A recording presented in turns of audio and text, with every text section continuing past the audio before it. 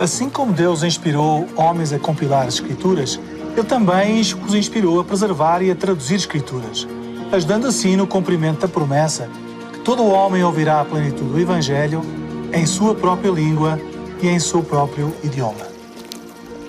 Originalmente, a Bíblia estava apenas disponível aos clérigos que podiam ler o hebraico, o grego e o latim. A maioria das pessoas não tinha a menor possibilidade de estudar os ensinamentos por conta própria. Apesar da oposição e da perseguição, valorosos discípulos começaram a dedicar a sua vida à tradução da Bíblia, que na atualidade está disponível em mais de 500 idiomas em seu formato completo. Um desses indivíduos, João Ferreira Anes de Almeida, é o principal responsável pela tradução da Bíblia na língua portuguesa. Por mais de 320 anos, muitas pessoas e famílias têm sido ricamente abençoadas por causa da perseverança dele. E criou Deus o homem à sua imagem. A imagem de Deus o criou, homem e mulher os criou. E Deus o abençoou. E disse Deus: estabelecerei o meu convênio, por convênio eterno. E disse o Senhor a Abraão: Jacó, Moisés. E disse Samuel: fala, porque o teu servo ouve. Porque onde quer que eu te enviar, irás, e tudo quanto te mandar, falarás. E lhes serei por Deus, e eles me serão por povo. Porque o Senhor não vê como vê o homem, pois o homem vê o que está diante dos olhos, porém o Senhor olha para o coração. E todos vós sois filhos do Altíssimo. E ouviu Deus o seu gemido, e lembrou-se Deus do seu convênio. Da panela a farinha não se acabou, e da botija o azeite não faltou. E o Senhor abriu os olhos do moço e viu.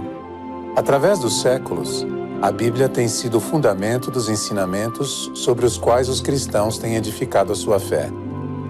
Um número incontável de pessoas tem sido ricamente abençoado e tem se aproximado mais de Jesus Cristo pelo estudo da Santa Bíblia.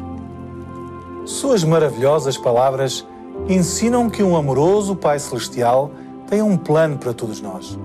Deus chama profetas para ensinar a sua palavra. Obrigada. E Jesus Cristo é o Salvador do mundo, a única fonte de paz nesta vida. Desde que comece a passar, vos arrebatará por todas as manhãs.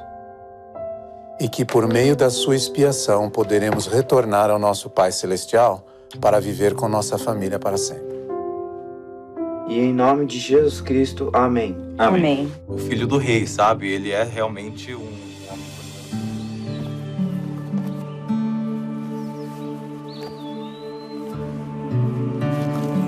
João Ferreira Anes de Almeida, tendo nascido por volta de 1628 em Torre de Tavares, Portugal, ao mesmo tempo em que a tradução de Ferreira de Almeida é amplamente conhecida, pouco sabemos a respeito de sua vida.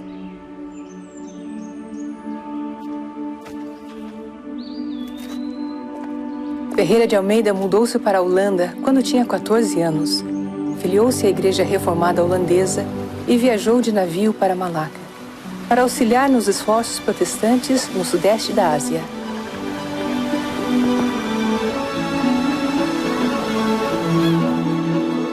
Dois anos mais tarde, quando tinha apenas 16 anos, Ferreira de Almeida começou a traduzir a Bíblia, um trabalho que iria consumir a maior parte de sua vida.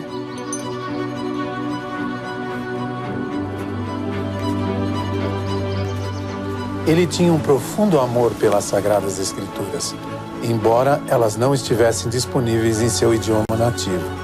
Ele teve que estudar a Bíblia em espanhol.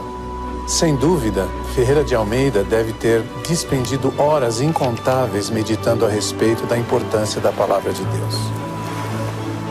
Devido à sua paixão pelas Escrituras, Ferreira de Almeida aprendeu o hebraico e o grego, desenvolvendo assim a competência e a compreensão necessárias para traduzir corretamente um texto tão sagrado.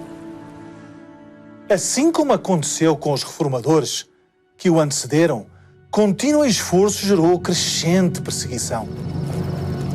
Tendo de enfrentar a oposição de governos locais, da Inquisição Portuguesa, da Companhia de Comércio Holandesa do Leste da Índia e mesmo de alguns de seus supervisores, Ferreira de Almeida viu-se ameaçado e seu trabalho sofreu grande atraso.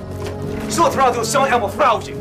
Meu trabalho ordenou-se que a sua primeira edição do Novo Testamento fosse destruída.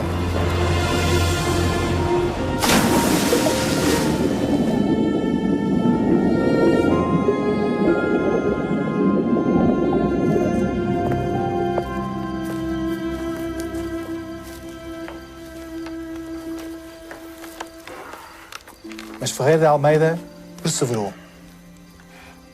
Assim escreveu ele em 1684. A minha intenção é dar-vos muito em breve a Bíblia inteira em vosso próprio idioma, o que representa a maior dádiva e o mais precioso tesouro, o qual ninguém, tanto quanto eu saiba, vos deu até a presente data. Por ocasião de sua morte, em 1691, Ferreira de Almeida havia completado uma segunda edição do Novo Testamento, tendo também chegado até Ezequiel, capítulo 48, versículo 21 no Velho Testamento.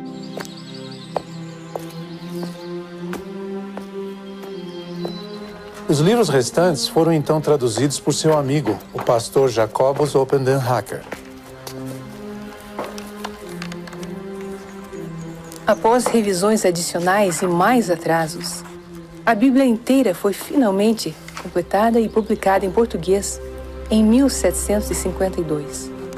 Traduções subsequentes em português, publicadas por sociedades bíblicas ao redor do mundo, continuaram a propagar a obra de Ferreira de Almeida e divulgar o seu nome. Devemos muito a este grande homem, que dedicou a sua vida para que tivéssemos esta grandiosa dádiva e este precioso tesouro.